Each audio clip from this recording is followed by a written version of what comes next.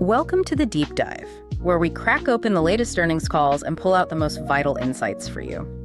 Today, our mission is to unpack Kaiser Aluminum Corporation's second quarter 2025 results and, crucially, understand the market's rather complex reaction. Yeah. We've got a fascinating case study on our hands. Indeed. What's immediately clear from this call is, well, it's a study in contrasting signals. Right. On the surface, you see a robust financial beat numbers that look great.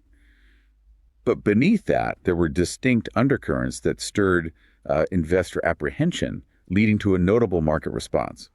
We'll explore precisely what drove both the positives and that investor caution, because it's not as simple as just good news, bad news. Absolutely. So let's dive straight into those headline numbers, the ones that first hit the wires. Kaiser Aluminum certainly delivered a strong Q2 2025. Non-GAAP, or adjusted, earnings per share, which, typically strips out one-time items to give a clearer picture, came in at $1.21. Yeah, $1.21. That's a significant beat over the consensus, which was around, 74 cents? Exactly. A big beat. And that's not all. Total revenue also surpassed expectations. Came in at $823.1 million against a consensus of $786.7 million. Wow. Marking a healthy 6.4% year-over-year increase. Their conversion revenue was up 1% year-over-year to $374.2 million. Okay. And adjusted EBITDA, a key measure of operational profitability, hit $68 million. That's an impressive 18.1% margin. So strong numbers across the board, you would think? Definitely strong figures, yeah. Yeah. Pointing to a very positive quarter on paper. Yet the market's immediate reaction was, as you said, far more complex. Very complex. We saw shares spike early on the call day, hitting a 52-week high, $97. Right up there. Only to fade dramatically and close down 4.9% at $88.12. Ouch. And this wasn't on light trading. Volume was significantly higher than average, around 234,000 shares. Yeah, big volume. This tells us investors were rapidly digesting a very nuanced, perhaps even perplexing picture. Exactly. It's almost a textbook example of, buying the headline, selling the details. The initial numbers were exciting, but the subsequent commentary and, the revised guidance, as we'll see, quickly recalibrated expectations. Okay, let's unpack this. Let's get into the why behind those conflicting signals. First, what were the primary drivers for Kaiser Aluminum's stronger than expected Q2 financial performance? How did they manage that beat? Well, the company attributed its stellar Q2 results to two main factors: robust price mix and a favorable metal tailwind.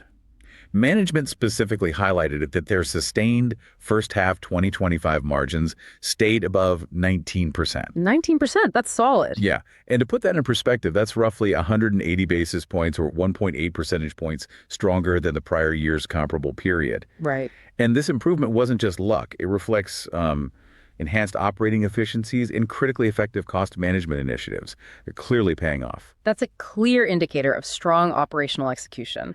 But here's where the plot thickens a bit, right? Here it comes. Despite these positive operational signals, the company made a significant adjustment to its full year 2025 free cash flow guidance. This feels like a maybe disconnect. What happened there? This was undeniably the key point of concern for the market. This is likely what triggered that late-day sell-off. Yeah.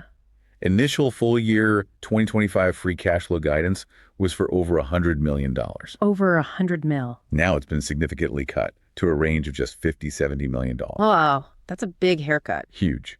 The primary reason cited was higher working capital requirements. Okay, working capital requirements. Can you break that down a bit? Why did it hit their cash flow so hard, especially when operations seemed pretty good? Absolutely. So think of working capital as the cash tied up in day-to-day operations, inventory, receivables, payables. Got it. Kaiser successfully reduced the total pounds of inventory they held, which is good management, operationally sound. Right. However, rapidly increasing metal prices, influenced heavily by tariffs, meant that the dollar amount of that same physical inventory stayed stubbornly high. So the value went up even if the quantity went down. Exactly. This elevated dollar value of inventory ties up more cash. So even though they were selling products and making profits, they had to use more cash just to finance their ongoing inventory needs. That led to much higher working capital use than they planned for. And therefore less free cash flow. It's a critical insight for investors. profit doesn't always equal cash in hand. Right. Especially in a volatile commodity environment. Precisely. That's a fascinating and crucial distinction. So this unexpected working capital impact clearly overshadowed the good operational news. Did this cash flow revision affect other parts of their full-year guidance? Well, on the guidance front, it was a mixed bag, actually. Mostly positive outside of free cash flow. Oh, okay. Kaiser raised his full-year 2025 adjusted EBITDA growth outlook, now expecting plus 10-15% year-over-year. So better profitability expected? Yeah, an improvement from their initial February outlook. Yeah. Conversion revenue guidance, that's the value-add part, remained unchanged at plus 5-10% year-over-year. And capital expenditures are still projected at $120-130 million as they finish up this investment cycle. So cash flow took a hit, but the forward look on profits and revenue held up or even improved. Interesting. Yeah, it's that disconnect again. And speaking of capital expenditures, those investments. The discussion also centered heavily on two big projects, right? The Warrick coating line and Trentwood Phase VII. Absolutely. These are crucial for their future growth. So what's the latest on their progress? Okay, so the new coating line at the Warrick rolling mill is now expected to reach full run rate in late Q4 2025. Late Q4. Is that a delay? It is, yeah. A slight delay from their initial plans. Management emphasized an unwavering commitment to quality during the qualification phase, which they say extended the timeline. It'll have a slightly negative impact on second-half packaging shipments. Unwavering commitment to quality sounds good, but, a delay is a delay for investors, isn't it? Raises execution questions. It certainly does. Yeah. Is it genuine quality focus or maybe some operational snags? The market will watch closely. Yeah. Management stressed it was a choice quality over speed. They think it's a modest impact on Q3, Q4 shipments, sort of a near-term hiccup. We see? We will. Yeah. Commissioning delays aren't unheard of, though. The key is the ramp-up speed once it's qualified. Right. And Trentwood Phase VII, on the other hand, is progressing entirely on schedule and budget. Oh, good. That's aimed at aerospace and general engineering plate products, targeted to come online early Q4 2025. So one slight delay, one on track. Okay, let's break down the end markets then, starting with aerospace and high strength. Big topic lately. It definitely is. This segment is still navigating inventory destocking. In the large commercial jet supply chain, especially at the OEMs. Right, working through that backlog. Exactly. So conversion revenue and shipments are expected to decline maybe 5-7% year over year. Okay. But it's not all bad news. Demand in defense, space, and business jets remains consistently strong. Good diversification there. Yeah. And management anticipates this inventory bubble will pop by the end of 2025. They're saying 2026 should be in much better shape as aircraft build rates ramp up. Okay, watching that 2026 ramp. How about packaging? Sounds like mixed signals there. Revenue up, shipments down. That's right. Packaging conversion revenue guidance was refined, actually up to 15-20% year-over-year growth. 15 to 20%, despite shipment declines. Yeah, despite shipments being projected to decline by 3-5%. How does that work? It's down to improved product mix, selling higher value stuff. But it also reflects those commissioning delays at Warrick we just talked about. Ah, okay. And some underperformance from coating converters. But the underlying demand for can sheet in North America still exceeds supply. So strong underlying market waiting for capacity. Exactly. A good long-term tailwind. And general engineering, how's that holding up? That segment continues to be a strong performer for Kaiser. Shipments are up mid-single digits. Conversion revenue expected to increase 5-10% year over year. Solid. Yeah. Broad market factors, like reshoring opportunities, are driving robust activity.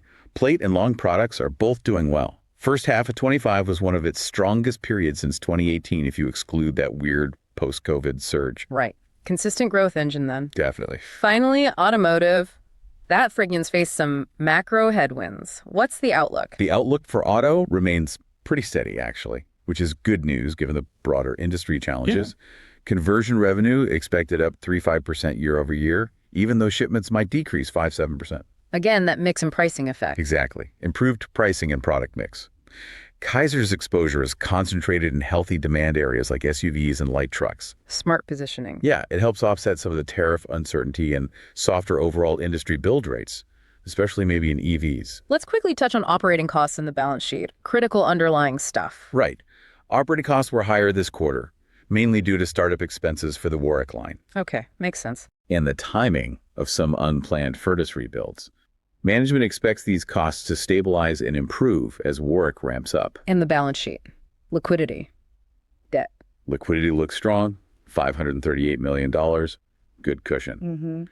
However, their net debt leverage ratio, that's debt relative to earnings, it ticked up by 30 basis points to 4.2 times. Up from 3.9x in Q1. Yeah, and that increase is primarily a direct result of that working capital impact we discussed. Ties back to the cash flow. Directly. Shows the cash flow drag isn't just a one-off quarterly thing. It impacts the balance sheet ratios too.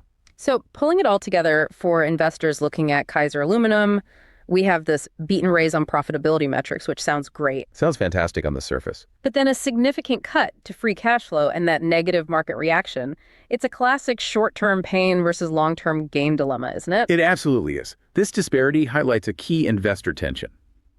Near-term cash versus long-term growth stories. While the raised EBITDA guidance and strong ops are positive, that reduced free cash flow, driven by working capital tied up in pricey metal, was a clear red flag.